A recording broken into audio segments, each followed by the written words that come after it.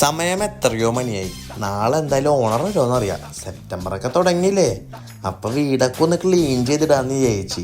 എന്നാ രാവിലെ തന്നെ ചെറിയൊരു മഴക്കാരുണ്ട്. വാതിലൊക്കെ തുറന്ന് ചെറിയ ഡാൻസ് വെച്ച് നമുക്ക് പരിപാടി തുടങ്ങാം.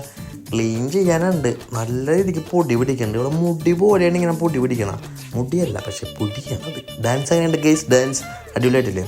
നല്ലോണം പൊടി പിടിച്ചിട്ടുണ്ടായിരുന്നു. അത് മൊത്തം ക്ലീൻ ചെയ്ത് ഓണർ നാളെ വരും. പൈസ സാലറി കയറിയിട്ടില്ലല്ലോ. സാലറി കയറണം. എൻ്റെ കോപ്രായം കണ്ട ഗൈസ്. എന്താ ഉള്ളത്? ഇതൊക്കെയാണ് നമ്മൾ എൻജോയ്മെൻറ്റ്. അത് കഴിഞ്ഞപ്പോൾ തന്നെ ഗ്യാസ് പിടിപ്പിക്കാൻ വേണ്ടി ആളുന്നുണ്ട്. ഇവിടെ വന്ന ഗ്യാസ് ഒന്നും നമുക്ക് അടുക്കളയിൽ വെച്ച് തരും. എനിക്ക് ന്യായം മുടി വെട്ടി തരുള്ളൂ.